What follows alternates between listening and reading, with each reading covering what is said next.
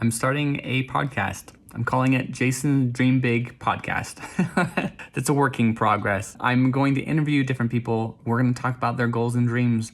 And if they're struggling with their goals and dreams, we're going to dive into solving that and exploring and identifying what their goals and dreams are. This first episode is with my good friend, Josh Putnam. Beginning of this podcast, we're exploring the goals of the podcast because since this is the first episode, we're going to talk about what this podcast is all about. And then we're going to dive into what Josh is working on, which he is exploring his journey through anxiety. Let's get into it. Hello, Josh. How are you? Doing well. How are you doing? I'm doing great. Thanks for joining me today. Of course. So, for the audience who they don't know, I've decided I wanted to interview my friends that I find fascinating, that I want to share with my audience and with Now I my have to other be friends. now I have to be fascinating. Let me introduce my audience to you. Josh here is one of my best friends, and we've been friends since what was it, like 2016. It's been that Um, long, maybe. Yeah, we met after I had backpacked around the world, Hmm. and I was going to a institute in Kaysville, and you were one of the other students in the class, Yeah. and you made a comment podcasting. You Oh yeah. made a comment about podcasting, and I wanted to start a podcast at the Hmm. time, and I was like, I gotta meet this guy, and we started talking about your podcast, and ultimately, you and I started working together, and we created Social the Power Relationship podcast. Yeah. We ran that for I think 10 episodes, maybe. I can't remember. You would Yeah, know better than it's me, I think, but it's still live. Like people can go watch it on like socialthepower.com, and that's where people can find it. But it was all about networking and socializing and yeah. making meaningful relationships. Yeah. And anyway, since then we've been working on and off together ever since. Yep. So one of the reasons why I wanted to start this whole off with you, Josh, is because you are a phenomenal brainstormer. You're so good at yes-anding ideas and Hmm. also asking the right questions of have you thought about this, where you don't pose it as it wouldn't work because you pose it as it can work and you need to consider this, you Hmm. know. And then that you don't necessarily say it that way, but that's basically The in a way you take sense it. what you do. And so I always appreciate that about Hmm. you.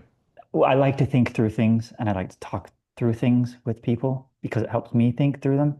And it doesn't always work with everyone, I guess, right? Because there is some level of like similar thinking styles that helps if you think kind of similarly or have certainly if you have similar values and Yeah. uh, it helps to build that back and forth and allow you to maybe catapult each other into new ideas or different ways Yes. of thinking about things. So I think that it works well with you and I. Yeah, I agreed. Agreed.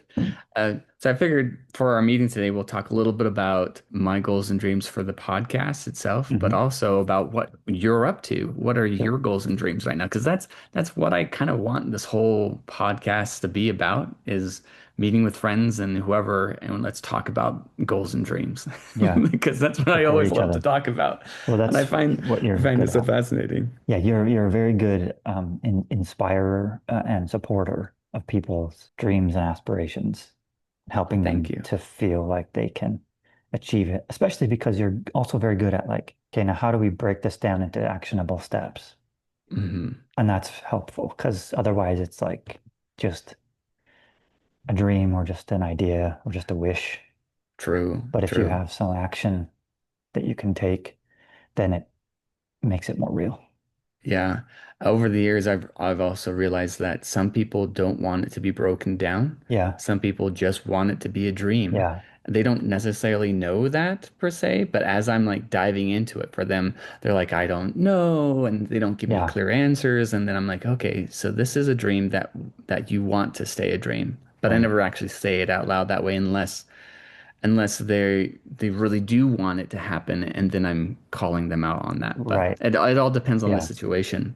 yeah. But I love breaking it down. But more importantly, like I love breaking it down where it's exciting to take action on. Right. Because Yes. if I Yeah. break it down Yeah. too Here are much all of for the a things you have person, to do, and yeah. it's overwhelming. Yeah, totally. I agree. Yeah, and if there's a delicate balance between that of Yeah. breaking it down just enough that they know what the exact next action is to take, and they feel confident in that action, and they're not overwhelmed by all the other actions that need to come after that. Some Hmm. people they're like, give it all. Let's write it down Sure. on a piece of paper Yeah. and let's do this. And then there's other people where it scares them, Yeah. like my Yeah. wife. She's one of those people where she overthinks so many different things, Mhm. and it's just easier to have a clear one action step Simple. Yeah, totally. for when we're figuring out the beginnings of it. But then she's such a great strategist where then she just kind of figures out the rest Yeah. pretty much on her And when own. she can kind of get that first step done and gain some confidence and some momentum, then it helps to propel forward. What are your goals and dreams right now? I tend to bounce around a lot to a lot of different things, depending my energy levels, I guess.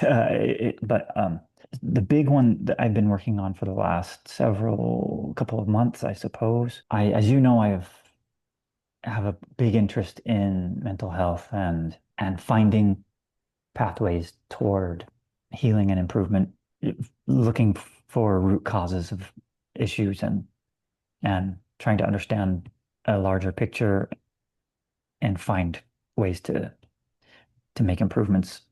Several months ago, kind of reignited that pathway Hmm. and had decided that I wanted to move forward again, searching for some clearer and more effective paths toward healing, particularly from anxiety. As I've experienced and struggled a lot with that throughout my life.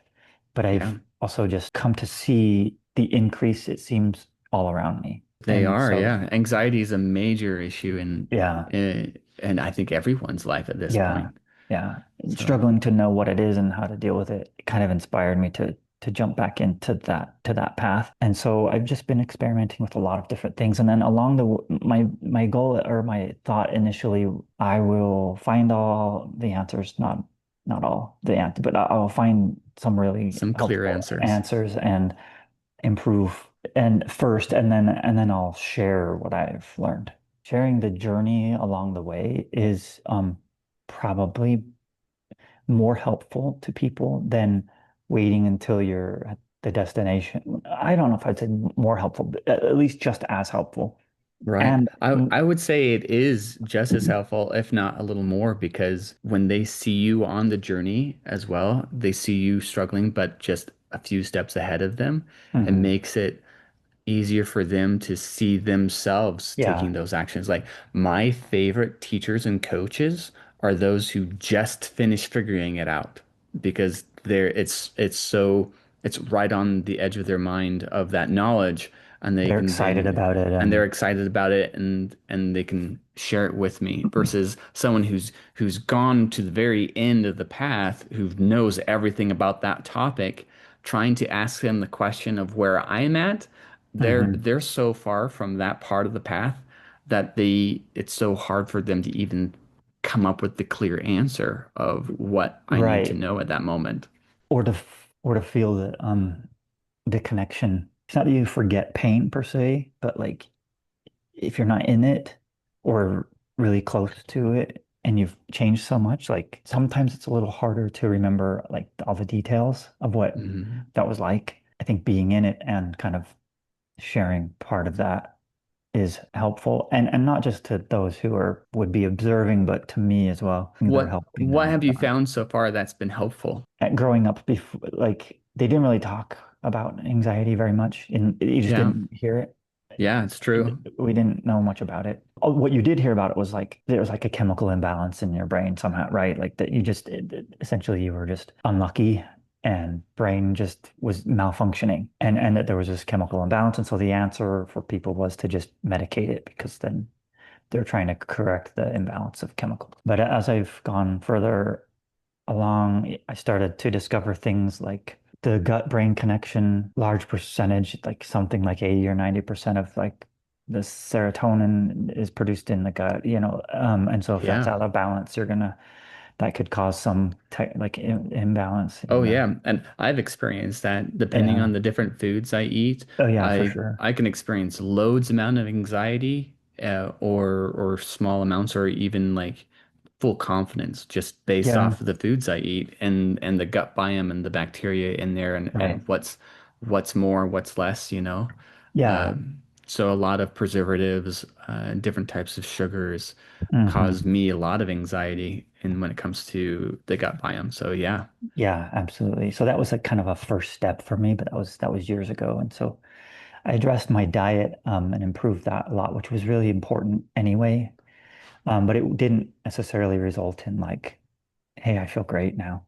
Yeah. But um, so I just keep continuing picking up the path again recently. It was like there were a couple of thoughts that I had, which was, well, there are some things that I know that are helpful. I knew this from years before. And one of those things, like the most common things you'll hear is like to meditate, like learn meditation and meditate. Yeah. Yeah. And but the challenge is for an anxiety sufferer, how do you do that? Right. Because And what part of meditation? Because when I dive yeah. into when I heard of that, because I've struggled with anxiety, but mostly depression, Hmm. and they're like meditation. So I looked into Yeah. meditation, and there's so many different ways Yeah, sure. one can meditate. Yeah. And my initial understanding of it years ago was like, okay, well, you just have to clear your mind and not think about anything. And I was That's like, yeah. I, so you try that, and so it just became counterproductive, became stressful because it's like, Yes. okay, I'm not thinking about something, and then I realized 2 seconds later I'm thinking about something. So then you're trying to pull, and then you start getting frustrated, and you start, and Yes. it becomes exhausting because you're trying to stop your brain from functioning, from thinking, so it just became it was like counterproductive. But there were times, little moments when it was like I was able to kind of become meditative, I suppose, or Hmm. become present is another way to sort of look at Yeah. meditation, where And I think that's the key one there is yeah. present meditation. Yeah. For me, as I understand presence, would be like connected to the present moment. So a simpler, more concrete way of thinking about it for me has become like my mind is connected to the physical sensations around me. So the senses, right? Your sight, smell, sound, Yeah. and so you're like, if you're with a person, if you're talking to the person, you're not thinking about what did I do this morning? What did I say last night to that person that was stupid? And I feel stupid for saying that. You're connected here one on one, and you're listening, you're hearing their voice and appreciating it, and you're in the physical presence of somebody. There is, I think, an energetic kind of connection that you can also feel, a hug or a handshake or something like that, and you're feeling a physical sensation. Those Yeah. kind of things. That's the way that I sort of look at being present. Your mind is there, and it's not trying to protect you from It's danger. the way I like to look at it is you're letting go of your Yeah. worries and Yeah. fears of the past and your or fears. It's more fears of the future and regrets of the past. Right. and Yeah. and you're being present, you're focusing your attention on your breath, as if it's a meditation, or the sensation in your fingers, or the experience of what you're seeing in front of you, like you're you're consciously making an effort to note the things in your present. Well, and Yeah. I would say too, like you said, consciously, because I think sometimes that can be counterproductive because we're consciously trying to make that focus and expending that energy. But presence happens automatically if we kind of get out of the way. But I really liked what you said about like you've let go of the The future or future the regrets of the regrets of past. the past. You're all in the moment with Mm. gratitude and appreciation for what's going on, for the connection that you're sharing with somebody, or just for the beauty that you might see around you. Going outside into nature is a great way. You can see the beauty all around you. Yeah. Something else that's really helped me when it came to meditation is breath work. Yeah. It's helped me a lot where my first experience with breath work was it was like a sound bath breath work that I went to where I laid down on a yoga mat and they played some music Hmm. and then there was a guide who guided me through this breath work because I was focused on breathing in a certain Hmm. way. It kind of forced me to be present, but it Hmm. also forced me to confront the emotions I was feeling in the moment Yeah. Yeah. and to process them. Like I was bawling and hands were tingling, but it was all of part of the experience, which was wonderful about like the my guide who was guiding through the class explained Hmm. that these are the different things that you're going to experience through this process. And she was right. Like and Yeah. and by the end I felt so free, Yeah. just like what you've experienced recently when you were sharing some of the things that you've been trying to, but like complete freedom of my anxieties and my fears. Wow, and I know that I can't experience that all the time, but I know that when I sit down and do some breath work, I can feel that way for about an hour or two, and then slowly life kind of comes back in. But The challenge with somebody, particularly with an anxiety sufferer, is like focusing on breath can be absolutely powerful. It's almost like you have to do it accidentally. Like you, yeah, if you're, at least for an anxiety sufferer, because if you're thinking too much about it, okay, I've got to focus on the breath, got to focus on the breath. There's something that happens there that like pulls you out of the present moment. yeah, yeah, And you're thinking about it instead of feeling it and connecting with it. So I like to kind true. of say like connecting with the present moment rather than thinking or focusing on the present moment Yeah, because I always focusing, like looking at it as it's a returning to breath meditation where yeah, it's not really focusing on breath. It's a practice of returning my mind back to breath. yeah, So when my mind does wander, and I don't beat myself up for the fact that like, oh, yeah, I'm wandering again. Oh, right, man, gotta right. focus on my breath again. And like it's that is the meditation is the mind is meant to wander so you Mhm. can practice returning back to breath, returning your focus back to breath. So, Right. And yeah. yeah, yeah, they're great. I mean, I think that's a good way to look at it. But it's just so I'd experienced all these kind of things in the past as I've tried to meditate. And so Yeah. coming back into it this time, I was like, okay, how do I need a different approach. My kind of at the core of my feeling um, surrounding this idea was like anxiety it feels mental, but I need something physical to pull me out of it Hmm. instead, so that I don't want to have to think my way out of it because I can't. It's too Oh exhausting. yeah. I mean, but the challenge with thinking your way out of anxiety is your mind has created all of these ruts. Like imagine you're walking on a road and the mud has or like the rain has Yeah. created these huge rivets in Y- the road, but they're so big that when you fall into them, it's really hard to get out. And the mind's Yeah. created all of these ruts of channels, so you can't really think your way out because that's how you got there in the first place. Yeah, the neural pathways, right? Yeah, So they're too become strong. ingrained. Yeah, and so I didn't, and so thinking, even meditation or even breath work, and all of that was a challenge because of that, because Hmm. it was requiring mental exertion, and my mind was so tired, and so my thought was like, okay, I need something just like physical that I don't have to think about. There's no like luck involved. There's no like, if I can focus well enough, then I can achieve presence. Yeah. It just has to be something physical that I do that my body just responds in a way that pulls me out of it. And I basically have no choice but to be pulled out of the anxiety. That was my thought and my hope. Yeah, that's a great theory. So how did you go about proving it? My first thought was like, okay, I need something shocking. It's like so strong, it's going to pull me out of it and it's going to just overwhelm the The nervous sensations. system. Yeah, the nervous system. And Okay. so I thought of cold exposure, which I've actually Okay. experimented Yeah. with before. And a lot of people have, I mean, if you're Oh yeah. I've familiar with, experienced with that. And yes, it yeah. does kind of work, but Well, it's right. So like I tried it years ago. shocking.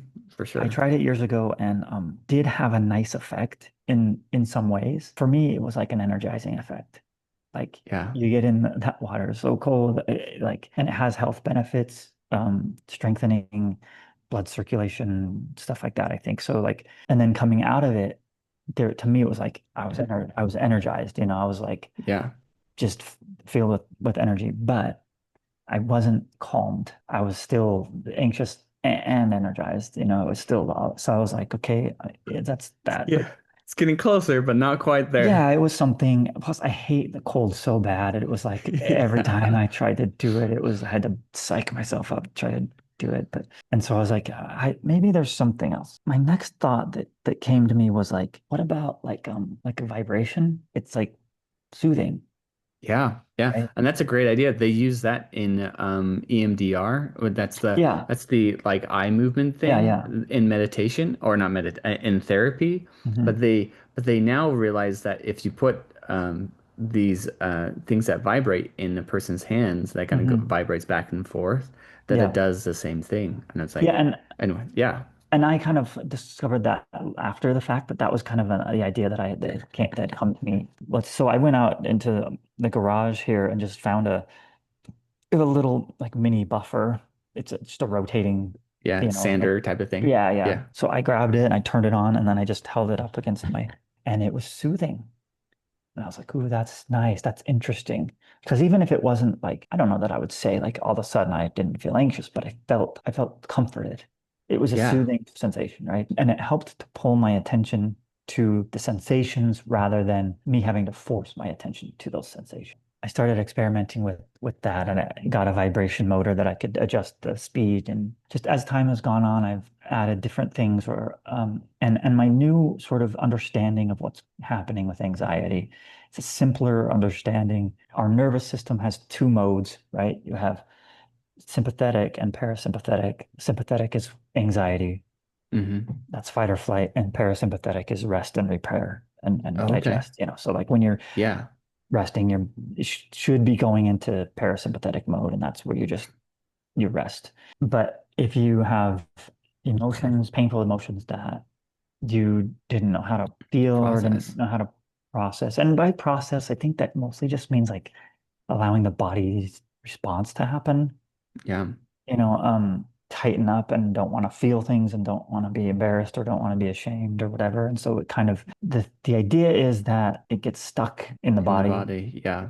particularly like in the There's a fascia. great book out there called The Body Keeps the Score Yeah, that talks Van der Kolk, right? about how, yeah, Van yeah, Kolk, about how the emotions that we feel get stuck in the body right? if we don't know how to process them and let them go. Yeah, And then the rest of the book is all about all of these different types of things that they've discovered to help process and release those emotions, like yeah, sound therapy, EMDR, uh, motion therapy, which is like getting into dancing and things like that, yeah, and there's and then the things that you've been experimenting as well with like meditation and the hmm, vibration tools and like yeah, yeah, it was a great book.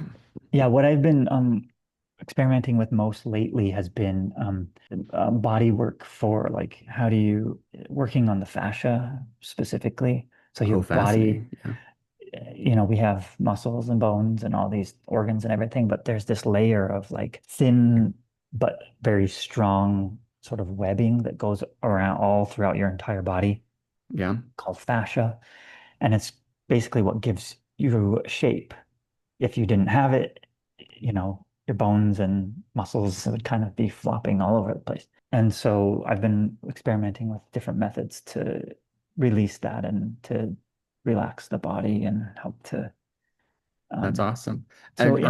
Are you sharing, or is there any place right now, like a blog or a pot or that you're sharing your findings so far that people can follow your story? So right now I'm in the process of it. I'd my main goal was to share it on a YouTube channel. Hmm. So I've been filming different pieces, sort of intended to be like a vlog style of exploration and presentation. I did recently start thinking maybe I should start a blog and actually just write some of it until because the filming process is, It takes being a long a time. filmmaker, it's Yeah. complex and especially when you're a solo filmmaker. And I want it to be good. I want it to be the best that I've done so far. And Mm. so I kind of committed to learning some skills that I hadn't really ever committed to learning before in Okay, filmmaking. yeah. Yeah, some And lighting techniques. right, yeah. And the results have been promising, but it's just taken Oh, a good. lot more time. So I may start doing a blog. I My website is arealhumanbeing.co. Right now there's just some blog posts about stuff. So I don't think there's even but I will probably start sharing stuff there about this process. And so they could check it out there, I suppose. Okay. So Awesome. Plan on putting this up on YouTube. hmm, And then mostly it's going to go on Facebook, actually. And this is going okay. to go either on my personal profile or on my brand profile. My goal in these interviews is to just have something about a person that I absolutely admire somewhere on my channels that I can share with people. So when I'm networking and meeting with people, I'm like, oh, have you heard of Josh Putnam? He is studying anxiety right now and documenting his journey. And Hmm, you would want to meet with him, type of thing. Like say I run into a therapist who specializes in EMDR or something. hmm, It's like, it'd be really cool for you to collaborate with Josh where he can interview you and ask you questions and he can introduce you to his audience, type of thing. Like yeah. that's my vision is moments like that Be where a it's like connector. be a connector where I can like here's a thing, an interview that I had with Josh, and that you can learn a little bit more about him. And Hmm. that's the goal behind these interviews. It's because I love people so much and I want to just introduce everyone to everyone, but you have to have a certain time and frame for it. But I think it's a great experience regardless, So Yeah. and it's always nice to see you. So Same, same. So, well, thank you so much, of Josh, course, for being my first interview for this experiment podcast. So, it's my pleasure. yeah. All right. Well, take care. All right, I'll see you Bye. later.